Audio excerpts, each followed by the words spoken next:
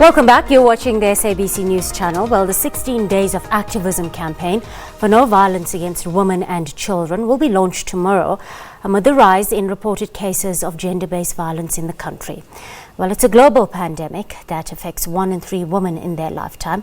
Author, activist and survivor Carol Motolo is amongst those women. She joins us now on the desk. Good afternoon, Carol. Thank you so much for joining us on the SABC News desk. We do appreciate your time this afternoon. Thank you for having me.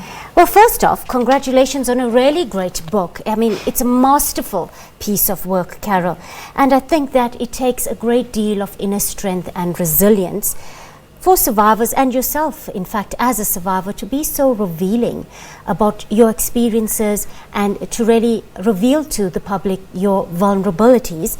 And I think that really takes the most amount of courage. Can you just share with us a little bit of your journey and how it culminated in this piece of literary work? Okay, so I'm Carol from Lesotho. I'm a mother of 2 boys.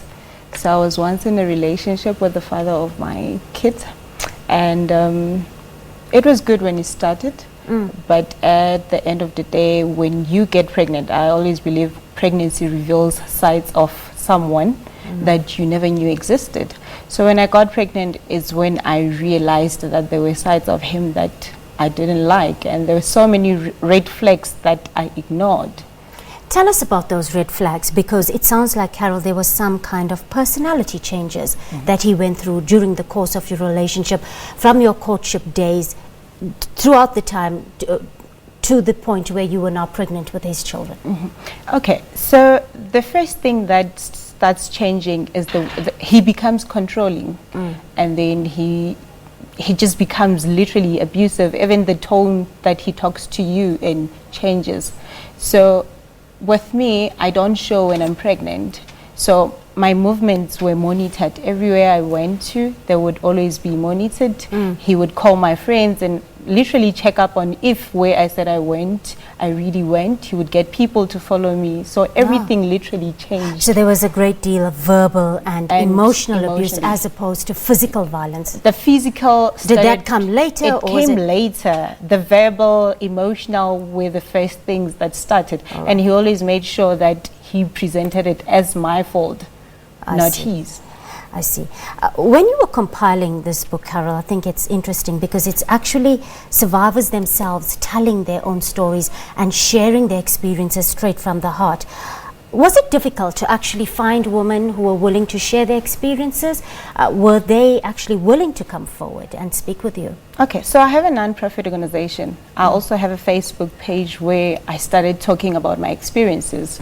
And the more I started talking, the more women would inbox me. But what surprised me was also men started sharing their experiences. So when I did a very short video that I did, and it was just about me as a survivor. And then when men started sharing, I felt, okay, let me not just focus on women only, and also focus on men as well. When you say, Carol, men started sharing their experiences, were these men actually victims of abuse, or were they perpetrators themselves? Mostly were victims and then perpetrators. Because I had a lot of men that were stating that I have done this, but I've sought counseling, and I am still trying to adjust and fix myself so that I don't implement what I implemented in my first relationship into another relationship. All right.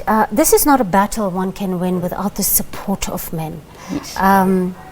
Are there any mechanisms in place where you actually monitor the men who got in touch with you, and you then put them in touch with a self-help or some kind of help group to monitor the kind of behavioral changes or improvements, even if they go into a future relationship? Okay, so you cannot assist someone who's not willing to change, or who cannot literally say, I have a problem. So if the person that has a problem is willing, there are so many people that they can go to. There are so many alternatives that they can literally seek help from. They can even start with counseling, because a lot of men are abused from home. And some don't have male figures they can look up to. Like my sons now. I have 2 boys. And if my father was not a male figure to them, they wouldn't have somebody teaching them how to treat women or teaching them how to conduct themselves as boys. All right. South Africa does have one of the highest rates of father absenteeism.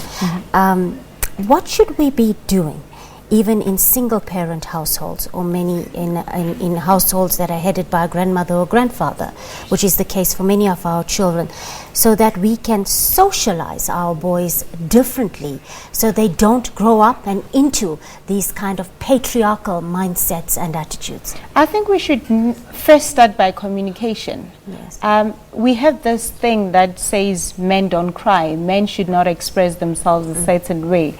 The moment we start communicating with our boys and start making them realize that it is okay to literally cry, it is okay to seek help, it is okay to be emotionally present, then that is where we are going to start. Then we bring more role models, because in Sesotho we say kids are not just your own, they are raised by the entire community. Yes. So if the community can stop, literally saying, no, this child belongs to a certain household, and start being involved in raising the child, then we could really, really help those kids from a younger age. All right. We have a government who long ago adopted a zero-tolerance approach to violence against women and children. We have one of the best constitutions in the world that safeguards their rights.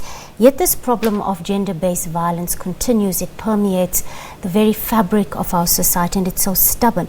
Why is that, do you think, Carol, from all the experiences you've garnered with the women you've interviewed to put together your book? Is it just barriers around implementation of the laws, or is it just stubborn patriarchal mindsets that we can't seem to be turning around at this point? I think we as parents, we permit so much that we shouldn't be permitting, and a lot of things start at home. We teach our daughters to act a certain way, but we permit our boys to act a certain way. We make so many excuses for boys and not for girls. And the moment we do that, we start ruining and implementing things that shouldn't even be implemented. So if we start at home, then a lot of things can start changing. When it comes to so many stories, even in your book, and the stories that we as the national broadcaster cover right here within our newsroom, time and time again it comes up where women go to a police station to report crimes of this nature, and it's so disappointing because many of them are just turned away. And the police are actually, if you want to call it, the social front line between the victim who has found enough courage to go there and report the crime, and the provision of services. Carol, what do you think can be done when it comes to sensitizing police officers? And I want to hear some of the victims' experiences that they had while trying to report crimes of this nature. Okay, so let me try and make this one personal. When I went to report my own abuse, I was told that there's no proof.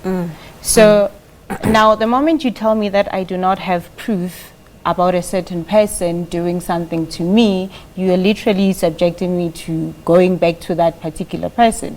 So if we start having more people that are sympathetic and more people that really have experience in dealing with such matters and counselors, then I think we'll have a way forward. But until that happens, until the very same police start going through therapy and all of that, there's nothing that is going to change.